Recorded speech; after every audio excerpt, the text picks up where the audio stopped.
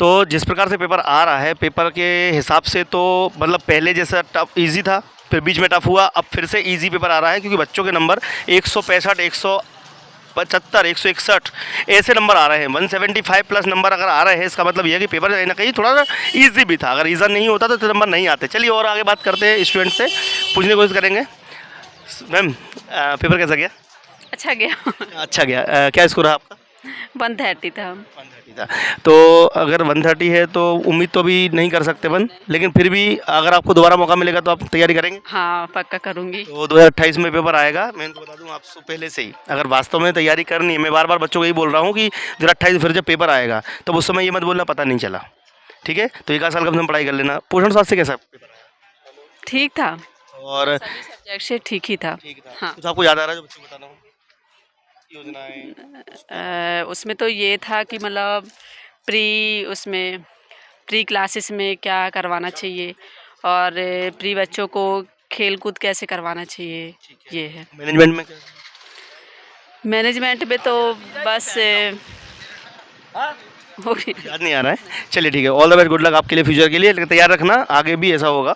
ठीक है, तो कह रहे हैं कि जब भी पेपर होगा तो आपको ऐसा नहीं करना है कि बस जब पेपर आए तभी तैयारी करनी है। पेपर से पहले तैयारी करिएगा। 2026-27 में फिर से पेपर आएगा, सॉरी 28 में फिर से पेपर आएगा। चलिए मैं और किसी से बात करना चाहता मेरे 142 आए। हूँ। 142, देखिए 142 मार्क्स आए तो उम्मीद कर सकते हैं। कैटेगरी क्या है? एससी है। एससी कैटेगरी, फिर भी ठीक है। तैयारी आपने लगभग 5-6 महीने, एक आध साल कितनी करी? सर मैंने बिल्कुल, मेरा 3 साल का बच्चा है, 2.5 साल का बच्चा है, तो मैं तो पढ़ाई नहीं कर पाई। जितनी मतलब थोड़ी बहुत हुई मैंने वही करी है।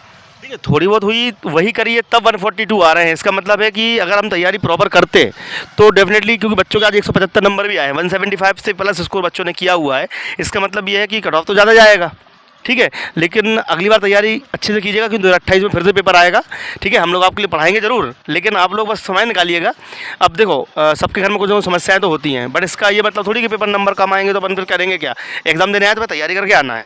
तो पोषण स्वास्थ्य से लगभग किस पोर्शन से ज़्यादा पेपर आया?